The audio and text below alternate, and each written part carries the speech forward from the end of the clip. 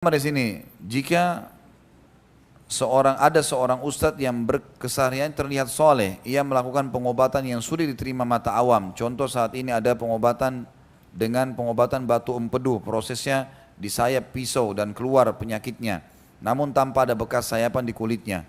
Pasien menjadi membaik. Besoknya si pasien harus datang lagi. Mohon nasihatnya Ustadz, apakah ini jangan diteruskan?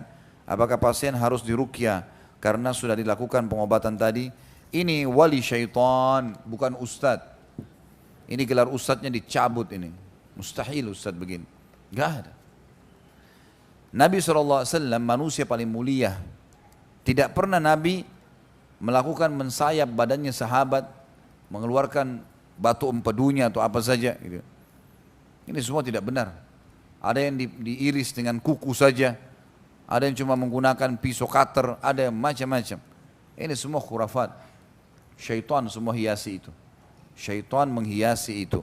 Dan syaitan itu bisa membawa sesuatu ke dalam tubuh manusia dan bisa mengeluarkan. Ya, sebagaimana dia bisa masuk ke dalam tubuh manusia tadi, kalau manusia itu menguap misalnya, maka dia bisa bawa sesuatu ke dalam tubuh itu. Makanya ada orang kalau kena sihir, muntah, keluarin jarum, keluarin ini, keluarin itu. Syaitan yang membawanya. Syaitan yang membawanya itu. Maka syaitan bisa membawa masuk dalam tubuh manusia. Jadi sama halnya tadi. Mungkin itu adalah bukan empedu. Syaitan yang menghiasinya seakan-akan itu. Lalu kemudian dibuatlah dia datang ke dukun tadi, kemudian seakan-akan dukun itu menyembuhkannya. Ini semua omong kosong. Bagi seorang mukmin yang menciptakan seluruh langit dan bumi, baik dan buruk adalah Allah, termasuk kita. Kalau kita sedang sehat, yang ciptakan kita Allah, yang ciptakan kesehatan Allah, yang bisa mempertahankannya Allah. Kalau kita sakit, yang ciptakan kita Allah, yang ciptakan penyakitnya Allah, dan yang bisa menyembuhkan hanya Allah.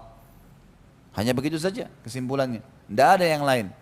Dan saya sudah bilang di awal pasal kita, hanya ada dua jalan di muka bumi ini, jalan yang benar, jalannya Allah, juru bicaranya para nabi-nabi, kemudian dilanjutkan oleh para ulama-ulama, dai-dai. Dan kita kalau ke sana kita akan mendapatkan petunjuk yang benar. Dan jalan yang kedua jalan sesat, tidak ada lagi jalan yang ketiganya, tidak ada jalan penyambung keduanya. Jalan sesat adalah jalan syaitan. Jalan syaitan. Dan juru bicaranya para dukun, peramal, penyamun, penyihir, ahli maksiat. Berteman sama mereka akan dibawa ke jalur syaitan. Dan jalan Allah menuju ke surga dan jalan syaitan menuju ke neraka.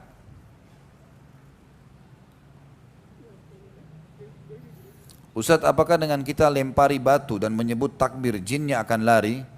Allahu a'lam. Tapi yang ada adalah perilaku Ibrahim alaihissalam. Dan yang kita tahu ini dijadikan dalam syariat kita jumrah, syariat, gitu kan? Apakah itu bisa dijadikan sebagai dalil? Allahu a'lam, saya tidak tahu. Mudah-mudahan saja. Tapi yang saya tahu tanpa melempar batu pun baca isti'adzah, udah lari syaitannya. Gitu kan? Udah lari dia. Karena a'udzubillahi minasyaitonir rajim, aku berlindung kepada Allah dari syaitan yang terrajam. Maksudnya kata sebagian ulama menafsirkan atau memaknakan kalimat isti'adzah ini itu dengan mengatakan syaitan itu dipanahi dengan panah-panah api.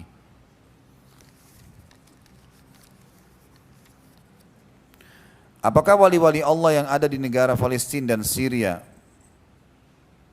Apa ini? Apakah wali-wali Allah yang ada di negara Palestina dan Syria? Apakah masih keturunan Bani Israel? Saya nggak ngerti maksudnya apa. Kalau apakah sekarang ada keturunan Bani Israel? Ada. Ada keturunan Bani Israel, turunan Nabi Yakub alaihissalam, banyak dari turunan Yahudi itu.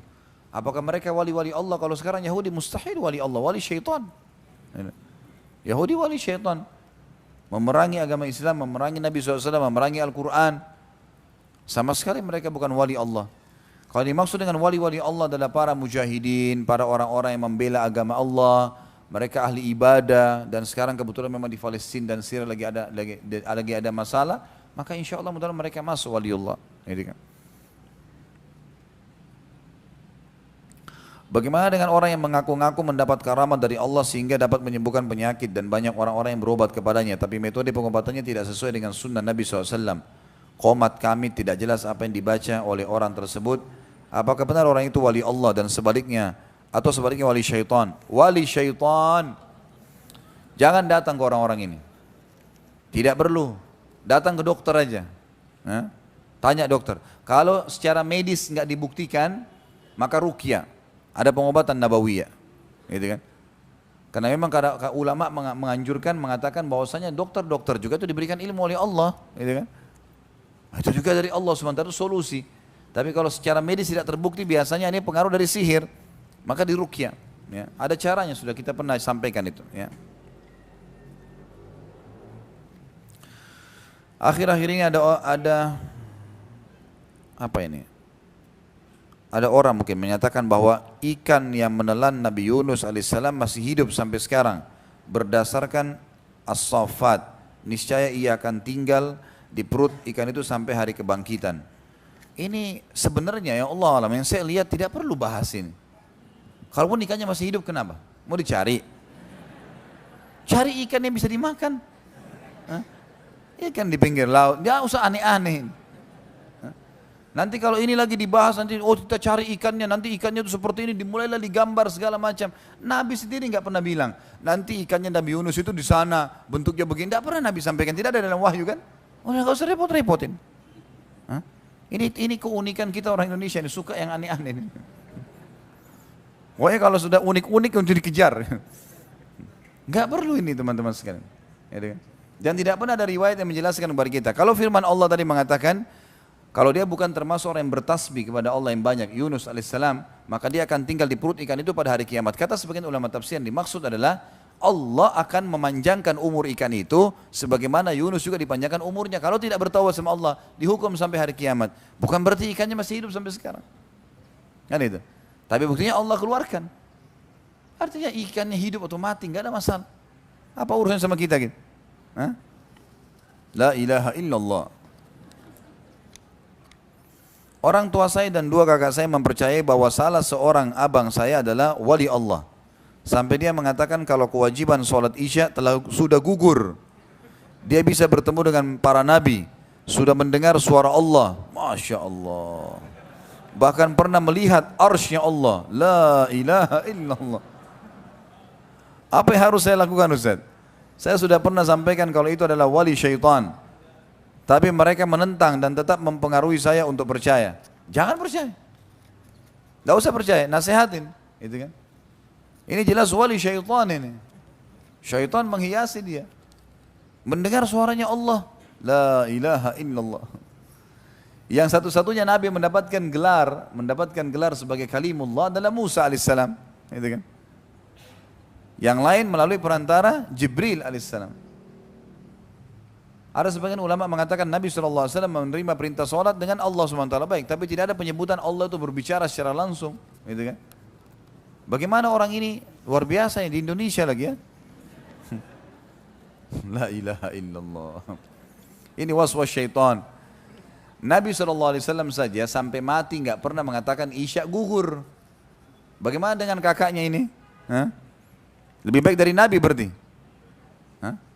Tanya coba kepada orang tuanya, siapa ini ukhti atau akh yang bertanya, kalau begitu berarti kakak saya ini, abang saya lebih baik daripada Nabi ya? Kenapa bisa nak? Ya kan Nabi saja sampai mati sholat isya. Kok bisa dia gugur sholat isyanya? Ini waswas syaitan ini, menghiasi buat mereka. Pernah ada seorang waliullah yang memang betul-betul waliullah dulu, ulama tabi'in masyhur dengan ibadahnya. Disebutkan orang ini lagi sholat malam, kemudian tiba-tiba di temboknya keluar cahaya terang.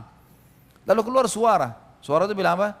Hai Muhammad, namanya Muhammad. Hai Muhammad, saya sudah tahu keikhlasanmu beribadah kepadaku, maka sekarang aku gugurkan sholat buat kamu. Tidak usah kamu sholat lagi. Dia bilang, dalam sholat saya mengatakan, a'udzubillahi minasyaitonirrajim, maka hilang itu. Hilang itu cahaya, hilang itu suara. Lalu waktu dia ceritakan sama teman-teman bilang, dari mana kau tahu dari syaitan? Dia bilang, Nabi saja meninggal tidak pernah gugur sholat buat beliau, kenapa saya tiba-tiba dapat gugur sholat ini? Masa saya lebih baik daripada Nabi? Mustahil. Gitu kan? Itu mustahil. Terus kemudian ini mendengar suara Allah, kemudian melihat arsy Allah. La ilaha illallah. Arsy Allah ini gimana cara? Sesuatu yang berhubungan dengan Allah di atas langit sana terbatas sekali. Sesuai dengan dalil yang ada saja. Kalau enggak, jangan dikorek-korek ini.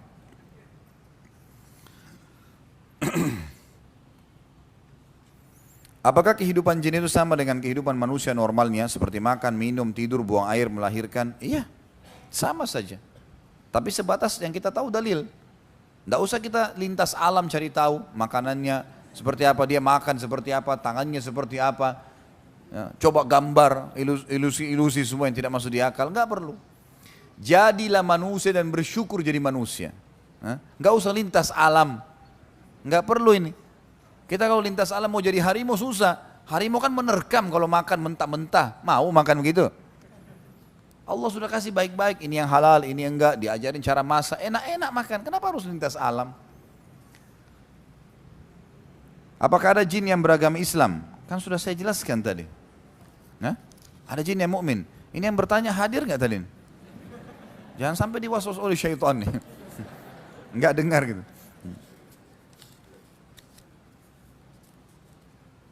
Ayah saya pernah berkata kepada ibu saya sewaktu beliau tengah malam mau sholat tahajud, beliau melihat seorang tua berpakaian putih-putih sedang memandang ke arah ayah saya. Pertanyaan, apakah itu jin yang baik? Itu semua syaitan.